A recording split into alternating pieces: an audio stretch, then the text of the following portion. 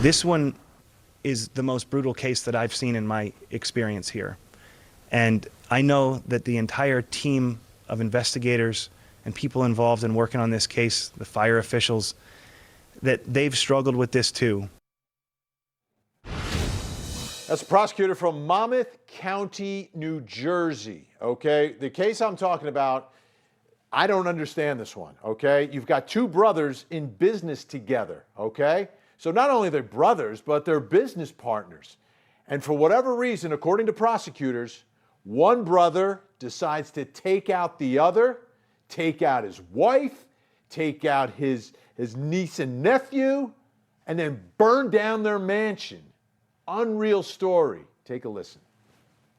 We allege that the defendant repeatedly shot and killed his brother while he was outside of the side of his home, and then moved to murder the rest of the family inside the home.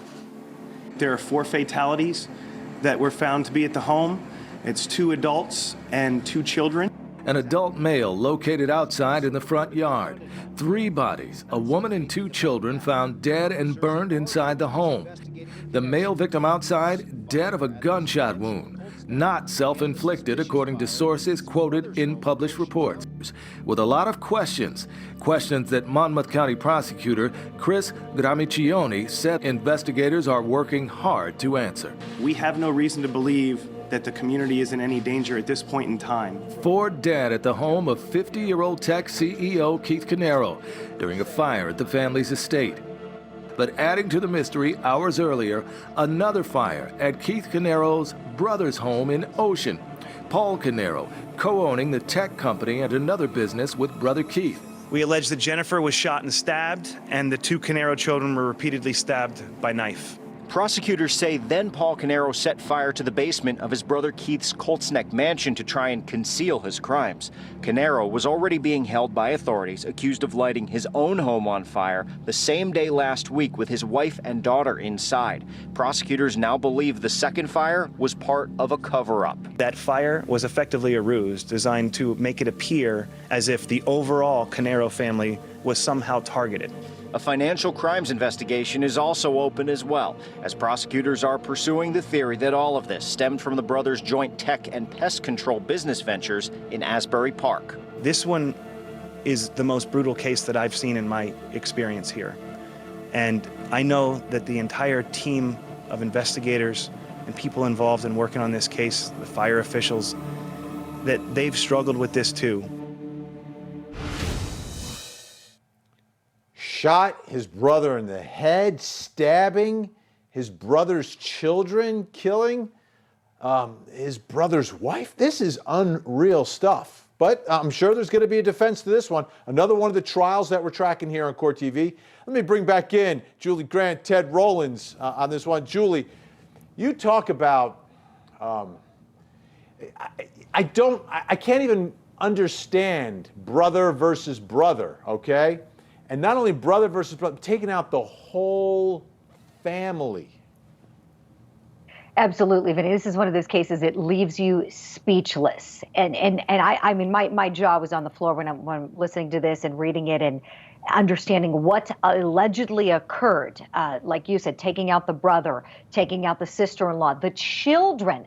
If that isn't enough, what's more? Police then said after setting fire to their big mansion, they say that this guy went to his own home and set fire while his family was still inside. I'm thinking, my gosh, I mean, this is, if these facts are true, this is one dangerous individual, and I would presume he has had a mental health evaluation.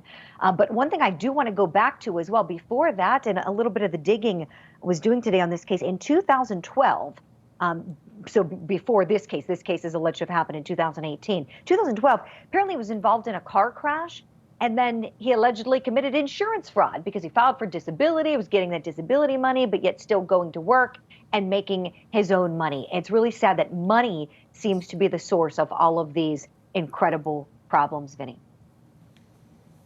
Ted, I'm thinking, you know, what is the defense? I think the defense is going to be that they all were targeted, that there was some sort of business dealing going on with the Canero brothers and someone was out to get them. That's got to be where they're going, right?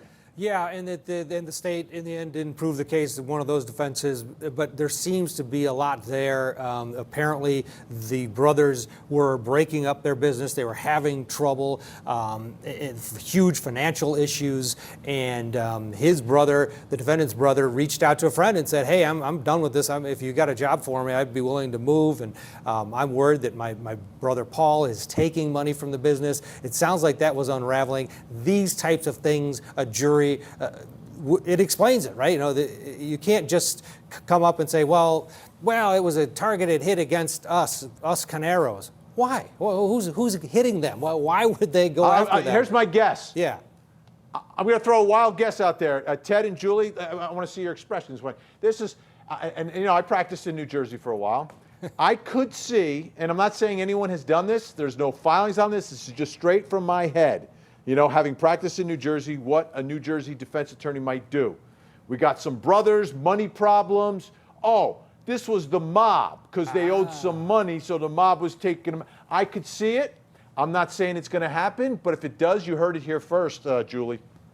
Yeah, Vinny, that is a fantastic guess. I think you're right on the money there. And how do you defend something like this? I mean, this is just as heinous as it gets. I mean, these facts are almost so hard to believe. It almost seems like something you would see in a movie, in something that might be fiction. But this was just dreadful, what happened to that beautiful family. And then what could have, potentially happened to his own family. Thank goodness they were able to escape after this, after police say he allegedly set that fire. So yes, to say that this was so bad, this conduct was so incredibly atrocious, no human being would ever do that to their own blood and their family members. Must have been the mob. I bet you're right. I think that may be the viable defense there. I could see it. Yeah, we're having money trouble, so we had to lend, to borrow some money from some unsavory characters. We'll see. We're tracking this one. Don't have a trial date yet, but it was tentatively scheduled for this year. They're still dealing with what we're dealing with, and of course, some pretrial motions as well.